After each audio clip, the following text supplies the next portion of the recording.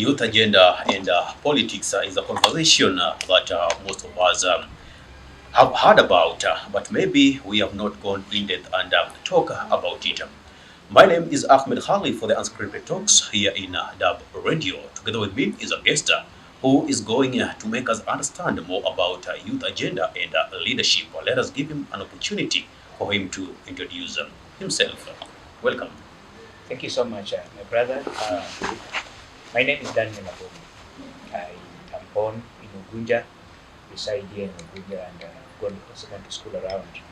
Thank you for hosting me, the DAB Radio. I know today we are delving on the youth agenda, and I hope we are going to have a conversation around it so that we may be able to even teach ourselves and other fellow young people on what next for young people. Absolutely. Most of the times when we talk about youth agenda, it's a wide area and also it has a gray matter in it. So maybe if you could be going to specifics or even narrowing down to what even a layman can understand. When you talk about youth agenda, what do we mostly refer to? And here we are not in the philosophical terms, but now in terms of the political arena. Thank you so much. When you talk about the youth agenda, then you are in a broad spectrum trying to define who a young person is. And I will want to say here that in Kenya today, young people make about 75% in terms of population, that is 35 years and below. And a young person is comprised of a generation of people who are kind of developing in various aspects, because a young person will be composed of a person who is developing mentally, socially, spiritually, and then we'll have, of course, politically. That is now what makes young people very active in various sectors. And then it is also important to note that young people are all over. You get to the corporate world, you get to the white collar world, you get to the Jokali world. Young people are all over, scattered across every other sector here in the country, and more particularly even here in India. Yes. When we get to definition of politics, a bit of it is whereby we have the fight to the power to control resources. It's about who gets what, when, how, and why. Now, if we relate these to youth leadership, what would you say about it? Basically, it is true that politics, in its rare definition, is who gets what, how, where, and then why. And we are dealing with a generation of young people today who are also, as I said earlier, are getting themselves in many of these spaces. Politically speaking, we are getting to a time when young people are not only encouraged to participate in politics, but we are kind of rallying so that we get ourselves represented at the tables where resources are distributed. This is very important because today we are mentoring a number of young people. We are encouraging a number of them even to vie for political positions, so that when we talk about young people, we not only talk about them in the periphery, but we are having our representatives at the table where the cake is being distributed. And this is very important because we are also headed to a time where the youth must also be able to talk so that their voice are heard. This can be done in various ways. We have very many platforms where we engage with young people. Let's say today we are in the social media era, where we have WhatsApp groups, we have Facebook, the social media, where young people engage each other and engage leaders. And more so, it is also important that at the local level, at the grassroots level, we also have young people who participate in various activities. For example, down here we encourage, and we have encouraged severally, that young people take part even in public participation, where resources are distributed. What do we want for young people? What do we want to build? Okay, before we get into public participation, when you talk about leadership, We have various leadership roles. And back then, we've seen so much enthusiasm put on young leaders, and people are trying to encourage these young people, the youth, to get into leadership.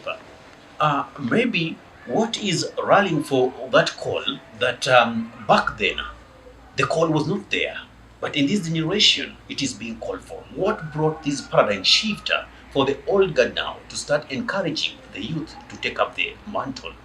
I think it is important because, like we say, we have dispensations and generational changes.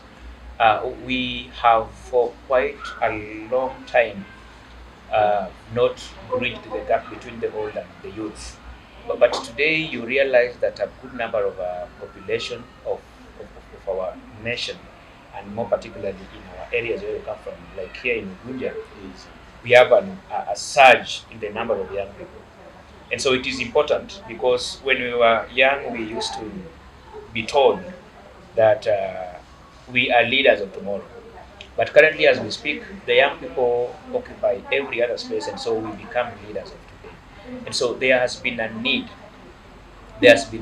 for the leadership, local leadership, that is the county government, the national government led by, of course, the MP and the MCS, to engage young people so that we get to understand really what is meant for us. And this has been demonstrated. You realize and you remember that Ugunja went for a by-election.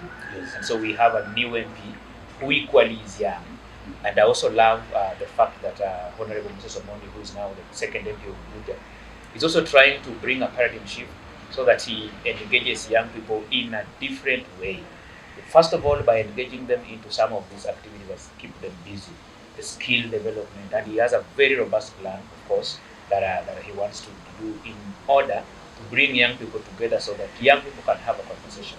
Because that is now how we will get in there and begin to engage and listen to them. Because it's about involving, engaging, and consulting them. When you talk about Honorable Moses Omondi, now that we are in Ugunja, having a robust plan about engaging the youth, maybe just but a few, if you cannot mention all, what are some of these plans so that even the youth who are watching could know that, okay, maybe I cannot vie for an MCS seat, I'm not vying for an MP seat, but at least there is something for me. Will you at least mention a few in that plan? Yeah, it's very okay. Ugunja, most Honorable Moses Omondi anchored his campaign on continuity. And Ugunja had a very robust strategic plan that was drawn from 2023 to 2027. And so continuity means, the MP has three important roles that he does at the National Assembly. But down here, the strategic plan for Ugunja was robust and had a lot of inclusion of young people in terms of skills development. And a number of young people have been trained here in Ugunja. Driving licenses have been provided for them. We have education that is very key for Honorable Mrs. Omondi in the continuity program. That is issues in bursaries, and again the set skills in terms of technical colleges. He is also keen on just doing local youth empowerment by creating groups and ensuring that young people should be engaged positively so that they are not lively. And so it is important to note that he is on that trajectory to just implement the strategic plan that was already in place. I think that is very important. Now that you've touched on something, empowerment, from our layman, many people think empowerment is about handouts. Correct. Right? Yeah. Will you kindly, and when we talk about handout, you can have a group of people after a meeting, you get 100,000, 200,000, then you give each and every person 5,000, 5,000, 5,000. So to some people, might think that is empowerment. And to others, they feel that you should be promoting their projects. No. Will you take this opportunity just to put it clear to the person who is watching this to understand what real empowerment is all about? Yeah, it is important to. especially when focusing towards the youth. It is very important, Alif, because we in Kenya there is a lot of politics of tokenism. That is now the handouts, and of course, once in a while when you meet people, it is just important that you provide drinks there so that you have a smooth running of the meeting. An African culture, An African culture, and it's been very entrenched so much so that when today you call for a meeting, someone will ask you that what am I going to get out of it. But it is also important to note that as we engage with the young people, more particularly here in Abuja, that we deviate a bit from the tokenism kind of empowerment to an empowerment that is kind of structured. And I told you that Honorable Moses Omondi is keen to ensure that what are young people doing, and of course he's spread his wings so large, so wide, that he wants to get to understand what are this kind of group of young people doing, and how can we ensure that in what they are doing they are encouraged and motivated to do. One, if they are in an organized group, for example, and they are doing their table banking, the loaning and the saving aspect, then they are boosted by giving them seed capital, for example, so that they continue to do what they're doing. If they're in the business sector, then the car sector, at least let every other young person be able to be doing something positive that keeps them and makes them have bread or food on top of the table. And then he's keen because in his plan, he's also kind of mobilizing and getting partners who will be able to also train young people on some of these things that they need to do on a sustainable development trajectory. Sure. There is something that I didn't get quite clear when I asked you about what necessitated these calls, because all along, yes, we know the youth play a pivotal role in development. Let's talk about the economy on its own. Let's talk about the human resource in whatever institution that we have in the nation. The youth play a great role. But back then, the old guard were never so easy to them to relinquish these powers to the youth. It used to be a push and pull, back and forth kind of agenda. But right now, even as this is being advocated for the youth, one, are the old guard ready to let these go? Two, are the youth themselves ready to participate in this? Because I remember one time, and I could paraphrase, not quoting directly or verbatim from one Dr. Fred Matiang'i, Yes. when he said, like, you see, the youth should not only try to say they want to occupy parliament, they want to occupy the state house, they should also occupy leadership positions. Correct. So, two questions. How ready are the old guard to give this space? Two, how ready are the youth to take up this mantle? Yeah, it's very interesting question. It is important to note that it is true that young people are the drivers of the economy.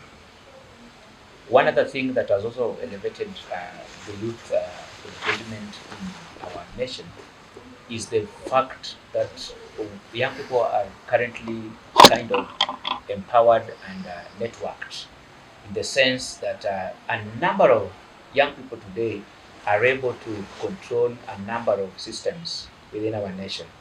If you get to IT, if you get to other things that are very important, young people are into it. Now, one fundamental thing that is important moving forward is the old guard may not be ready to hand over power to the youth, because there still will be a disparity between people are still fear what kind of leadership young people will Sure, offer. sure. But then, because of our numbers and because we are the majority currently, one good thing that we encourage in our conversation spaces is that let young people get out there and register as voters. Let young people vie for these positions alongside the older guys. Mhm. And then we have today got leadership that also kind of support the young leadership. And so when we get to these spaces, to electing spaces, and vie for these positions, and persuade our fellow young people to vote for us, then we'll be able to get to spaces where we talk about youth issues at the table. And so it is very important that the old guard, probably a number of them would want to have us get into these spaces. Some of them will not be ready to leave the space for us, but it is good that just like in a dancing hall, we get in and dance together. It's absolutely, they do say it's not easy to embrace change. And in the same breath, they will say that a good dancer now the right time to exit the stage, right? Yes. Yeah, we have a number of young people who today have resorted to agribusiness and other skill-oriented activities as opposed to looking for white-collar jobs. And so that has given us a leverage. So I know moving forward, we encourage a number of our young people to have skills. Because nowadays, it is not going to school alone that now gives life. It is going to school, then equipping yourself with a number of skills. Because many of us today work in positions that we have not learned. Like, for example, I'm a counseling psychologist, but you will find me in the social work, you will find me in the political space, so that we just get to understand and have something moving forward as young people. Sure, that is okay. You talked something about Ubunja Youth Parliament, and that takes me to civic education. Yes. Now, how often do you do these, or what plans are there to make sure that the civic education is sinking to our populace, especially the youth, so that they get to understand what does the Constitution say, what are the dictates of the Constitution, what are the roles of leaders in specifics, like what are the roles of the MCA, what are the roles of the senator, so that you don't just sit down and say a certain leader has not performed without knowing their roles. So what is in there for civic education within the constituency? In the youth parliament, for example, we have had a number of activities. And one of the outstanding activities and the thing we've done consistently is bringing young people together and have a conversation on just what is our position, what is our role, and how can we better the role we're supposed to play so that we ensure service delivery. And so this has happened in several times. We have brought together the stakeholders, the service providers, and then any other person who is mandated to provide services. Like we have worked with the hospitals and brought together the doctors, the nurses, the CEOs of the hospitals. We've also partnered with the county government so that we just do a social audit and get to understand how does our health facilities operate. Do we have a lack of nurses? How can we advocate? So you realize that we are not a fault-finding group, but we're a group who just want to ensure that services are delivered appropriately. Now, on matters civic education, I know that we have done a number of it. For example, we have really succeeded as the Youth Parliament to ensure that we enhance public participation attendance. I realize you remember that when devolution started in 2013, the public participation attendance was very low. But when we picked up and began mobilizing, so you realize that today people will attend public participation, we will do memorandums so that we get our voices heard. But we will also participate in knowing just what do we want done, by when, and then we also allocate resources and follow up. Because you realize that because of probably lack of knowledge, people want to confuse the roles of the MCA and the government. True, and that's why I was saying that. And you know that has really been a thorn, because an MCA would easily walk around and say that I will do that road, I will do that maternity. That is not their role. And so there has been a confusion, because the role of an MCA as well as an MP is representation, oversight, and legislation. It ends there. And so when the executive releases funds and wants to do development, mostly MCAs take credit. But again, when the executive fails to do those projects, the MCA takes They blame. blame. Yeah, So in either edge of the sword, they are caught Yes. in between. So that has been a very great challenge. But I know that we have been empowered, and today people really participate and they get to understand and follow. And this is what needs to be done. Sure. I would rather ask this question to Mheshimiwa Moses, but unfortunately he's not here. But now that Yeah, you will get him one of these days. Sure. He's a very flexible MP. Probably you will get his times and access him and have a robust conversation with him. Absolutely, I'm looking forward to that day. But most probably, have you heard or in that spaces have you talked about engaging the youth in terms of civic education and all that? Maybe in your plans? Yeah, it's something that happens daily. You know, the meet the people tour. Mm-hmm. For example, when he meets the people, it's one of the things that he reiterates. And all over, you know, we recently established his office, Mm-hmm. and I am grateful. One of the people serving his office as the coordinators. And so our work, wherever we go in places that we meet the people, one of the key agendas is to sensitize the people on really their role to participate as voters, because that is the strength that we have. And so it is an ongoing kind of program. One thing I know, and probably I'm sure of, is probably it will be strengthened so that we get the IEBC, who has a budget for sensitization, to do a lot of it. And so I know in Frontier, we may partner, the office of the MP likely partner with the IBC so that we sensitize people, we mobilize people to come out and register, and even issues of ID, so that we get the IDs, then we register as voters, then we get to know that these are the numbers that we have. Okay, then I can see time is running ahead of us. Yes. But just as a parting shot, just tell us something with regards to discussion that we are having. I believe next time we're going to get even much more time to speak about all this. Of course, this is just the first episode. Thank you so much. That radio is doing well, and it's a platform where I know we continue to engage.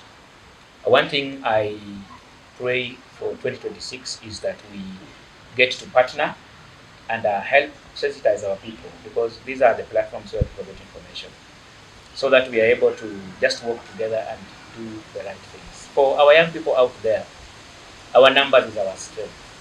When we unite together and do something meaningful, we'll be able to change the world, because we are no longer the leaders of tomorrow, we are the leaders of today. And so moving forward, my parting shot is that all hope is not lost.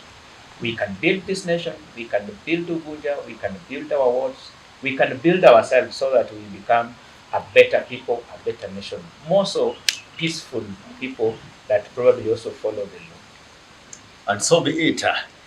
As usual, I always say, what's your take? What's your thought in this youth arena, in this youth agenda, in this youth leadership? Give us your thought in the comment section below. Now, if you're watching these from our social media accounts, kindly follow us. If it is YouTube, kindly subscribe and press the notification button. So anytime that we are live or we offer pre-recorded content, you'll be the very first person to be notified. Ahmed Hamid is my name for the Unscripted Talks here in Dub Radio. Assalamu alaikum warahmatullahi wabarakatuh. Kwa timba kali za Afrika, Dub Radio ndio mpango mzima.